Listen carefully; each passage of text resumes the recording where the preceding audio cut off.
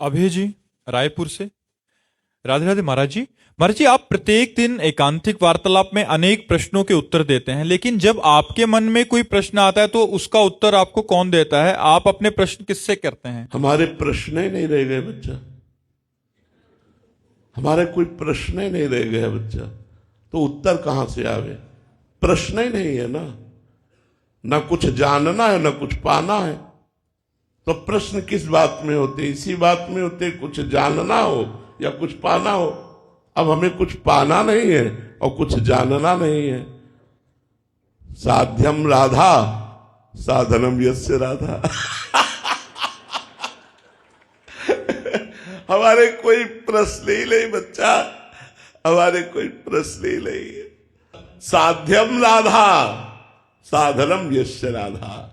महाराज जी, जब प्रारंभिक अवस्था थी आपकी, जब साधन काल में जो आपका, तब आपके प्रश्नों का हल पूज्यपाद पढ़ाता है स्मरणीय उड़िया बाबा, उनकी वाणी हमारे साथ बिल्कुल बगल में बल रहती थी। पूज्यपाद उड़िया बाबा के उपदेश और उनके जीवन भर के संस्मरण है, वो हमारे पास रहते थे। कभी कोई रात ऐसी नहीं गई जो तकिया के पास उड़िया बाबा न विराजमान हो।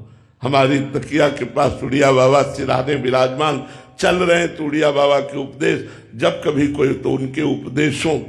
हमारे सन्यास मार्ग के आदर्श उड़िया बाबा, भक्ति मार्ग के आदर्श पूज्य भाई जी से हनुमान प्रसाद पोद्दार जी, और प्रेम मार्ग के आदर्श हरिवंश महाप्रभु, इन्हीं की कृपा से ये यात्रा पूर्ण हुई है। अब कोई प्रश्न नहीं रहा, अब कोई जानना या पाने संबंधी, साधन साध्य संबंधी कोई प्रश्न ही नहीं रहा। और आपसे सच्ची कहते हैं कि हमें साधन के समय भी कोई प्रश्न नहीं रहता था। आगे से आगे मार्ग दिखाई दे रहा है तो प्रश्न क्या करें? हमें अगला कदम कहाँ रखना है ये हमें दिखाई दे रहा है तो हम प्रश्न क्यों करें? हमें तो पता है ना अगला कदम हमारा ये है।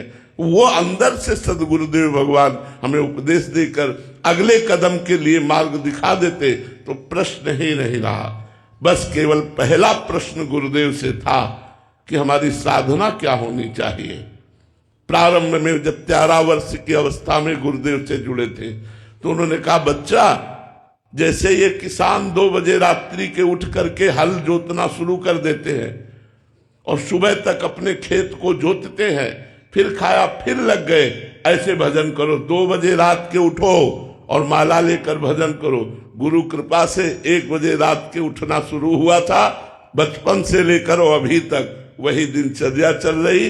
और गुरु ने आदेश किया था भजन हर समय निरंतर होना चाहिए, उसी के लिए प्रयासरत आज भी हैं और पूरा जीवन हो गया। तो हमारे लिए कोई नवीन प्रश्न ही नहीं रहा। हमारे गुरुदेव ने हमें ऐसा मार्ग दे दिया जो हर कदम हमें आगे दिखाई देता था कि मेरा पैर इस जगह पड़ना चाहिए। तो प्रश्न की कोई, और अब तो कोई प्रश्न की जरूरत ही नहीं है, क्योंकि हमने इशारे से आपको बता दिया, साध्यम राधा साधनम यस्य राधा।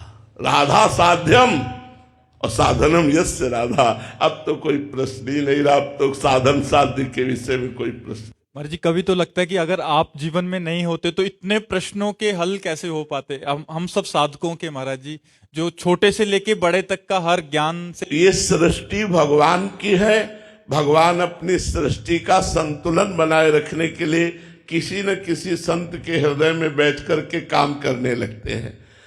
प्रेमानंद रूपी शरीर के ढांचे के अंदर बैठकर सच्चिदानंद भगवान स्वयं आपको उत्तर दे रहे हैं। इस ढांचे के अंदर बैठकर वो परमात्मा ही उत्तर दे रहा है।